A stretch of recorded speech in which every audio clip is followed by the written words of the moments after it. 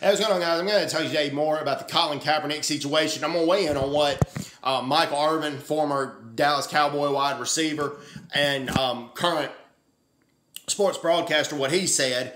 And then I'm going to go and talk about what Stephen A. Smith said as well. They had a panel on, ESPN had a panel on the Colin Kaepernick situation. And let's go ahead and talk about it. Okay, Michael Irvin does not believe that Colin Kaepernick is being blackballed or being blacklisted by the NFL. Michael Irvin believes that nobody's talking about what Colin Kaepernick hasn't done on the field the last couple of years. I mean, over the last 2 years, he's 3-16 as a starter. Okay? Those are not good numbers for any quarterback. I don't care who you are. I don't care what your political beliefs are. I don't care. In that situation, I mean, it wouldn't matter if you stood or sat for the national anthem. If you're a quarterback in the NFL, those numbers speak for itself as to why you're not being signed. All right? And Michael Irvin said if Colin Kaepernick came and said, I'll be willing to be a backup or I just want an opportunity that some team will sign him, he doesn't think that Kaepernick's willing to be a backup. Okay? That's Michael Irvin's opinion on that. Okay? I'll go to what Stephen A. Smith said. Okay? Stephen A. Smith said that he believes that Colin Kaepernick is being blacklisted or blackballed because there's plenty of other people, that there are other quarterbacks out there. While Kaepernick has not done well the last 2 years, he thinks that Kaepernick should be signed by a team. Well, let me rephrase that. That Kaepernick could be signed by a team, but he believes Kaepernick brought it on himself.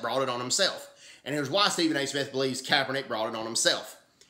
Kaepernick didn't vote. The one thing that he could have done to change the racial injustices and bring racial justice, the first thing you can do is to vote. And Kaepernick didn't vote. And, 66% of the population in the United States is Caucasian. As Stephen A. Smith points out, the owners, I think one NFL owner is Caucasian. And, except the owner of the Jacksonville Jaguars. And when the vast majority of the Caucasian population did not support what Kaepernick did, but the minority community, for the most part, not all, but a lot of the minority community stood behind Kaepernick on this until Kaepernick didn't vote. Okay? That was the biggest thing. And then he was vocal about not voting and borderline proud of not voting. So Kaepernick brought this on himself. He said he wanted to change the system, change the process, but didn't vote, so it's going to be hard for anybody to take him seriously.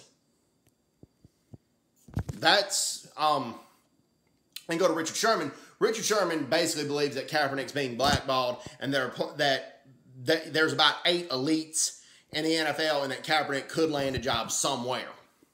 He was on that panel too.